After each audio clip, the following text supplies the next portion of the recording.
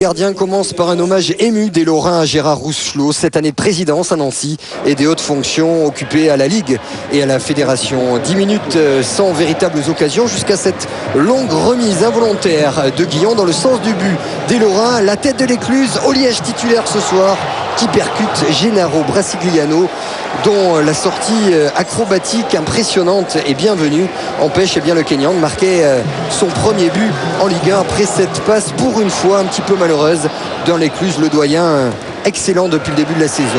Nancy qui met 25 minutes à trouver un petit peu d'espace. Jonathan Brison pour Adrian Sarkissian, le centre pour Kim qui devance Loïc Guillon et qui reprend de l'extérieur du pied, mais ça passe à côté.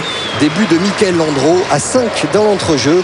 Les Nantais de Serge Le Disait gênent tactiquement véritablement des Nancéens plutôt méconnaissables à domicile et qui auraient dû même concéder un penalty sur cette grosse faute de Pape Diakhaté, emporté véritablement par Bamogo. Mauvais réflexe, pas de faute selon monsieur Njimi. Il y avait là en tout cas matière à siffler la sanction suprême. 5 minutes à jouer dans cette première mi-temps et enfin de l'espace, enfin de la profondeur et la frappe de Pascal Berenguer, lui l'aboyeur du milieu de terrain qui vient un petit peu sonner le réveil de ses partenaires, car jusqu'alors Nancy a été plutôt morne, le tout sous les yeux des glorieux anciens Roger Piantoni et Michel Platini.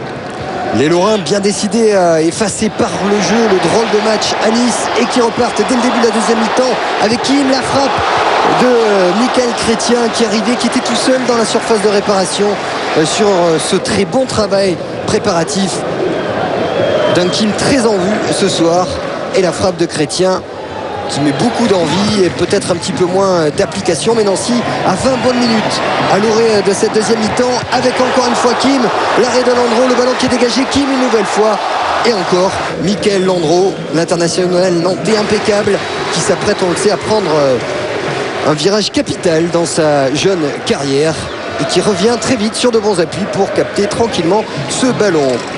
Le public de Nancy de Marcel Picot a demandé son chouchou, Eli Kroupi, qui entre en jeu pour le dernier quart d'heure.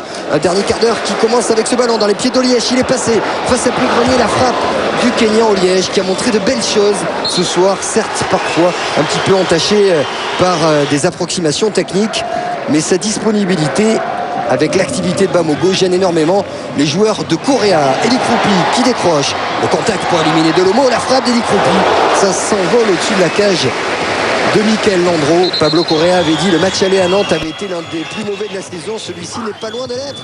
93e minute, les gants de Brasigliano, la volée de Loïc Guillon. C'était la dernière occasion de ce Nancy-Nantes. 400e match nul de l'histoire de l'AS Nancy-Lorraine. Pour le reste, on retiendra 42 points pour Nancy, 38 points pour Nantes. Suffisant, semble-t-il, pour le maintien.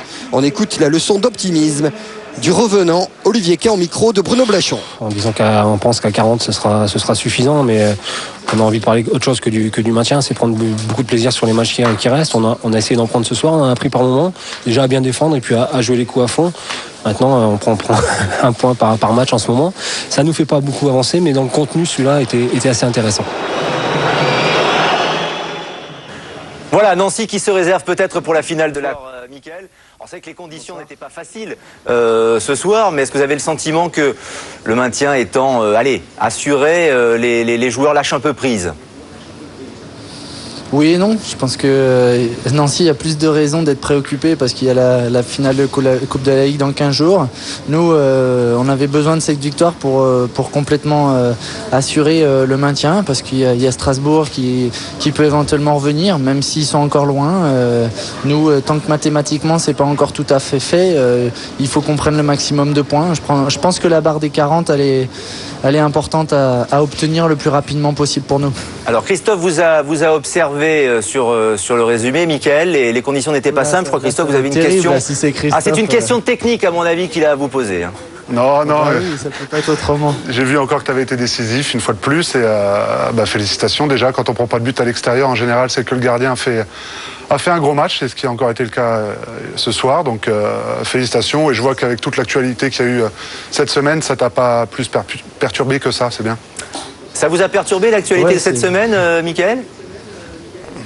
C'est vrai que c'est pas facile parce que quoi qu'il arrive, quand ça se passe comme ça et quand il y a une semaine mouvementée médiatiquement, on est très attendu, encore plus, et c'est là où il faut être encore plus concentré et essayer de se concentrer au maximum pour être décisif et être présent pour son équipe. Ouais, du coup, pour être tranquille médiatiquement, Mickaël, le mieux est peut-être de dire exactement de quoi il en retourne, si vous allez au PSG ou pas, parce que comme Christophe est parisien de naissance, qu'il a joué au Paris Saint-Germain, il pourrait éventuellement vous donner des tuyaux, quelques conseils, quelques bonnes adresses. C'est pour ça que demain, c'est important que je puisse dire ce que j'ai à dire sans que ça soit très long, mais parce que j'ai pas envie non plus que ça continue sans arrêt les suppositions. D'accord, donc vous allez vous exprimer demain officiellement ? Oui. En disant que vous partez ou que vous restez ? Si vous êtes là demain, vous verrez bien. D'accord, vous voulez pas le dire ce soir, vous le réservez pour les Nantais peut-être ?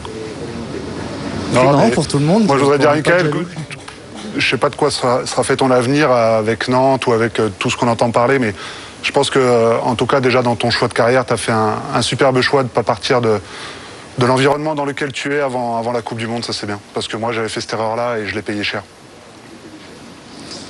C'est vrai que ça a été aussi dans ma réflexion. J'ai eu la chance de faire une bonne saison.